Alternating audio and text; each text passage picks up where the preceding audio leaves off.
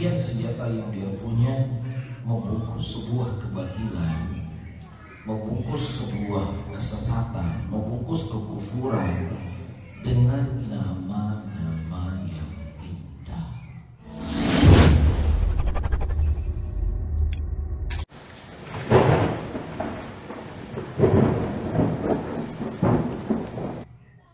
Di packagingnya itu bagus, sehingga terlenalah banyak manusia di situ. Ya, riba yang haram ya disebut sebagai apresiasi. Kalau dulu namanya bunga. Nah, kalau bunga karena sudah terlalu sering kajian para guru-guru menyebutkan tentang haramnya riba, ya sekarang diganti dengan nama apresiasi. Tidak tanggung-tanggung orang-orang yang melegalkan riba hari ini bawa hadis Nabi. Rasulullah SAW menyebutkan kalau seandainya ada orang berbuat baik kepada fakafiru, balaslah kebaikan tersebut. Kalau seandainya kau tidak bisa membalas kebaikan, ini kan apresiasi yang Rasulullah perintahkan untuk kita memberikan kepada saudara kita telah berbuat baik kepada kita. Kalau seandainya kita tidak bisa berbuat baik kepada ini, sudah kita doakan dia. Lah dia meminjam, dia meletak menyimpan uang di tempat saya. Uangnya tidak tanggung-tanggung miliaran rupiah. Apa salah kami dari pihak bank memberikan apresiasi dari apa yang telah dia simpan kepada kami? Salah. Bukankah perintah Nabi untuk membantu? Ya, masalahnya ente memberikan apresiasi kepada dia setelah dia simpan uang di ente. Coba misalnya ada orang simpan uang di ente 50.000 rupiah, ente kasih apresiasi. Ya nggak ada yang dipotong, tiba-tiba dia datang ke bank udah nol saldo. Ini kan permainan semuanya. Bisa difahami? Yang itu hakikatnya adalah bunga.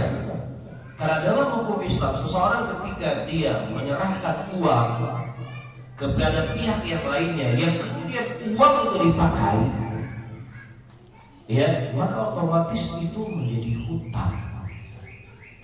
Nah, ketika seseorang itu berhutang kepada pihak lain, dia memberikan apresiasi namanya atau apapun namanya, sedekahkah, apa itu namanya dalam hukum Islam? Riba. Kullu qardin jara bi manfa'a riba. Setiap pinjaman yang ada manfaatnya itu riba. Bisa difahami itu. Jadi nama bunga karena memang sudah diantar itu bunga itu riba, haram dan seterusnya, ganti nama jadi apresiasi. Jelas. Nah, begitu juga kesyirikan. Allah Subhanahu wa taala mengharamkan kesyirikan dari awal Al-Qur'an sampai akhir Al-Qur'an. Rasulullah SAW berdakwah dari fase Madinah sampai fase Mekah, menerangkan dan menjelaskan syirik dengan beraneka ragam bentuk. Apakah dengan bentuk khobar, apakah dengan bentuk larangan, apakah menjelaskan tentang hukuman bagi orang yang berbuat syirik. Ya, sehingga tidak ada sedikit pun tersamarkan bagi manusia akan haramnya kesyirikan tersebut. Tapi syaitan dan bala tentara membungkus kesyirikan ini dengan nama hubbus shalihin, mencintai orang-orang saleh. Masa tidak boleh mencintai orang saleh? Rasulullah SAW menyebutkan dalam hadis qudsi, barang siapa yang seseorang mengganggu waliku, maka dia akan melakukan perang padanya. Ya, Rasulullah menyebutkan di antara tanda-tanda iman yuhibbul ansar, mencintai orang ansar, mencintai orang-orang saleh. Mereka telah berjuang, mereka telah menghabiskan harta mereka, waktu mereka untuk menyebarkan agama, untuk mengajarkan anak-anak muslimin. Kemudian apa salahnya kami datang ke kuburan mereka? Apa salahnya? Di mana haramnya? Di mana syiriknya? Ya, kita itu adalah orang-orang yang banyak dosa. Mereka orang-orang yang dekat dengan Allah. Kami nggak berzina di sana. Kami nggak main judi di sana. Bahkan kami berhenti merokok 2 hari sebelum kami datang ke kuburan sebagai bentuk memuliakan orang-orang saleh. Ya, kami hanya menitip doa kami. Yang kami harapkan Allah, yang kami tujukan Allah. Tapi kami titip doa kami melalui mereka. Malu kami minta sama Allah pakaian kami masih banyak ribanya. Malu kami minta sama Allah lisan kami masih terlalu banyak ghibah. Sekarang kami titip doa kami, wahai wali fulan, sampaikan doa kami kepada Allah Subhanahu wa Ta'ala sebagai bentuk memuliakan orang saleh. Apa orang dengar? Akan tertipu banyak manusia.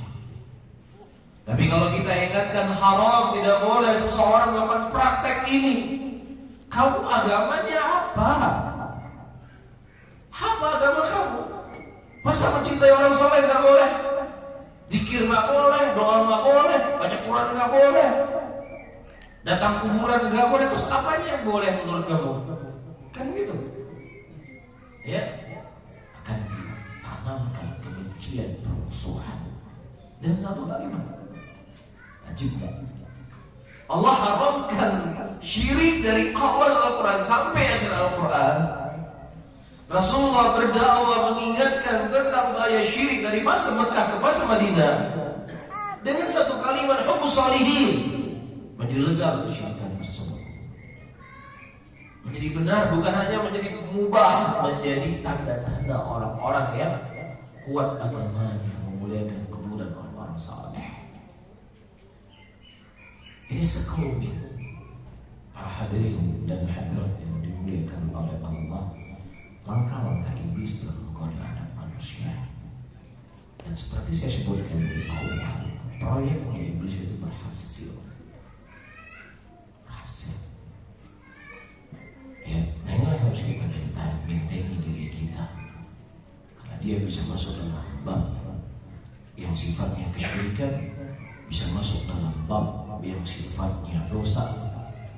Dan saya akan membaca apa yang diterangkan dan dijelaskan di sini oleh Al-Imam Ibnul Jauzi rahimahullah taala. Beliau menyebutkan, ayyuhal rahimani wa rahimakumullah, al-marhalatul ula. Wa qad dhakara Ibnu Qayyim al-Jauziyah rahimahullah 6 marahil fi qadiyat at-tadarruj fi madhhab da'wati. Ibnu Qayyim menyebutkan ada 6 marahil di mana iblis dia tadarruj, dia itu punya sistematis yang hebat di dalam menyebarkan kesesatannya. Jadi ada manajemennya, ada reward yang didapatkan oleh mereka, ada bonus, ada hadiah, diatur serapi mungkin. Ya, jadi sesuatu kebaikan terkadang ketika tidak diatur dengan hal yang baik itu kan menjadi tidak terurus. Tapi sebuah kesesatan dibingkai, dibaguskan, dimanage, terkadang itu akan kelihatan indah.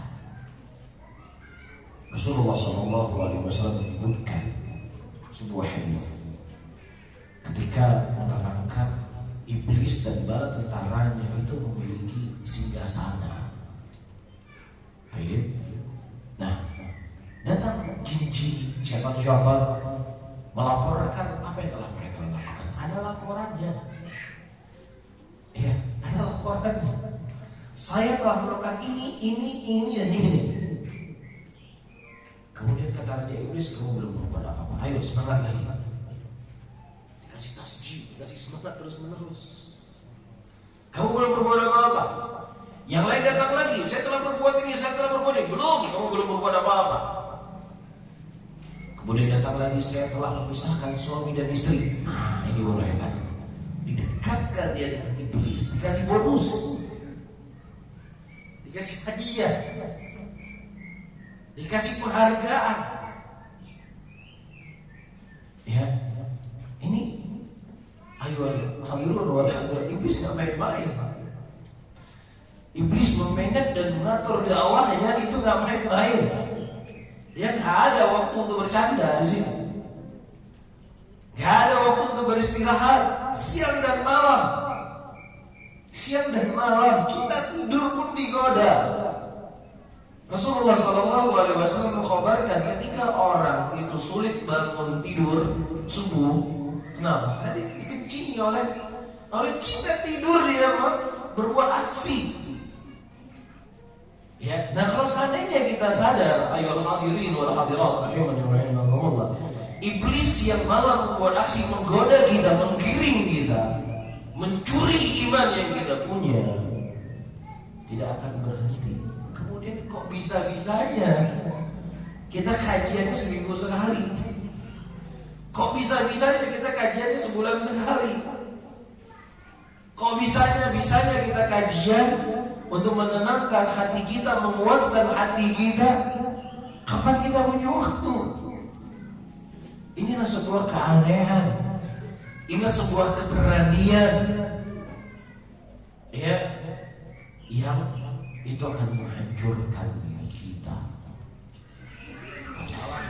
Kalau tidak ada, kita tutup kajian di siang hari ini. Ada ya?